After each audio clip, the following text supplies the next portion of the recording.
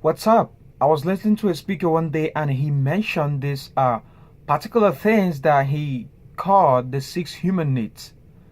And his name was Tony Robbins, by the way. And he mentioned these six human needs that I want to share with you today. And let's go ahead and get started with the first one.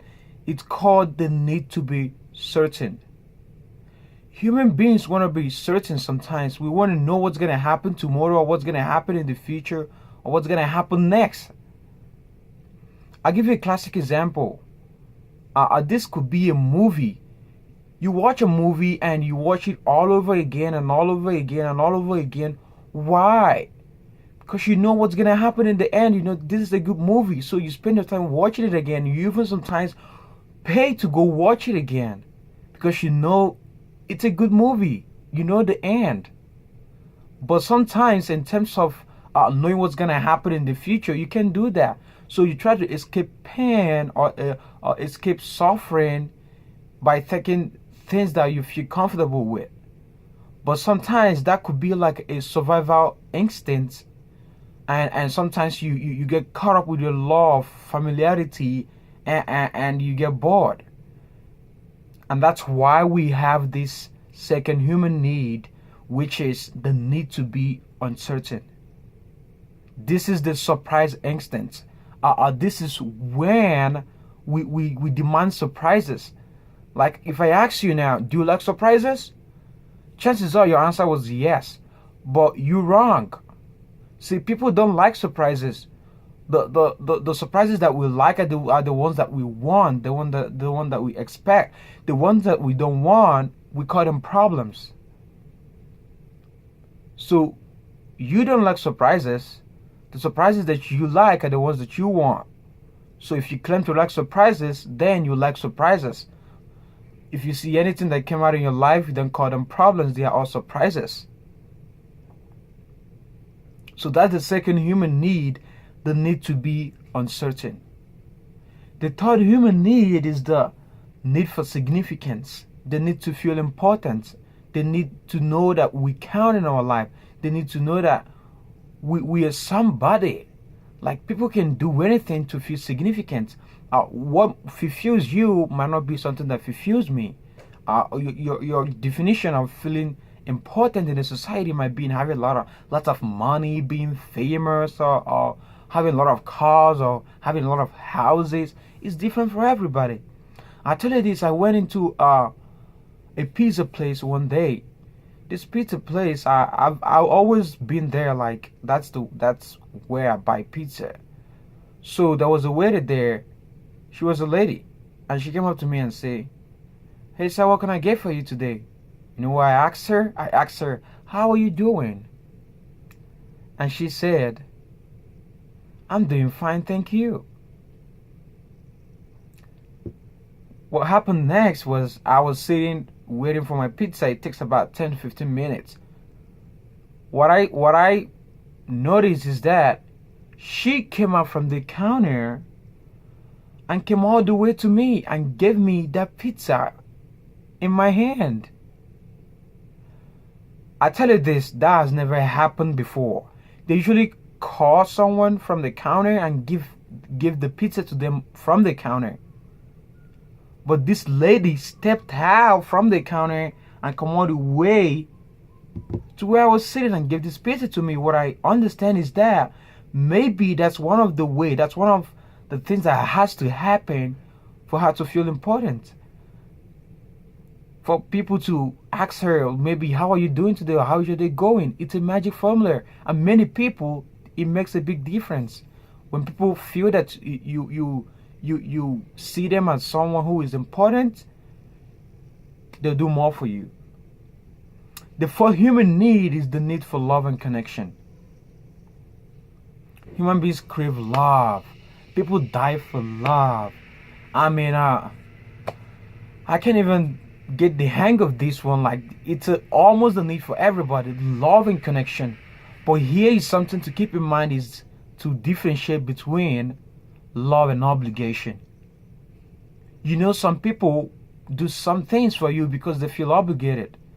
Here's a guy who gets in the minor accidents all the time, And he does this because that's the way people reach to him and say, oh, we're sorry, his family is going to come to the hospital and tell them how much they miss him and pity for him. And he does this again. Because, hey, that's how people get to him. If he doesn't do that, then he's not going to get anyone. But I'm here to tell you today that that's not how to do it. People feel obligated when they feel that they have to have pity for you. See, if you want to get love, you have to give it. If you give love, you get it back. Don't be that guy that stands in front of his stove and say, give me heat, and then I'll put in the wood. You are asking for the impossible. You have to put in the wood first before you get the heat. So if you give love, you get it back. Notice when people feel obligated to do things for you. Make sure people really care about you, really cherish you. If it's your partner or your girlfriend or your boyfriend, it doesn't matter. Like, make sure it's really a really good love and connection and not just an obligation. Because I tell you this, when you give love, the person you're giving love to is gonna feel that he has to give it back. Some people even stay in a relationship they don't like because the other person is not giving them reason to quit. So that's the fourth human need, the need for love and connection. The fifth human need is the need for progress. See, you either grow or die. You either progress or regress. There's no plateau. There's no stable. There's no plateaus in life. Even if you want to stay stable, you can't. See, progress for some people is to feel happy, to feel present. And let me tell you this, progress equals happiness. So when you're progressing, even if you're not yet to where you want to be, you see changes, few changes with time, you're going to feel happy. So that's the fifth human need, is the need for progress. And remember, you are either progressing or you're regressing. So always take personal inventory of yourself, maybe at the end of the week or at the end of the month, to see how well you're doing. It's your future. Okay, here is the last one, and this one is really important. Is the sixth need is the need for contribution. We all want to contribute to the society. If you're a youngster, chances are you want to change the world. It's not something new, but here is something to keep in mind, is to take time to acquire those values that you will use to do whatever that you want to do. Take time to study yourself, get to know yourself, know thyself.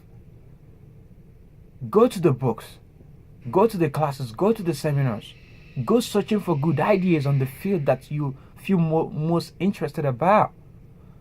Because here is the problem. Everybody wants to contribute, but everybody doesn't want to take the time to get that value to contribute. And that's the difference between success and failure.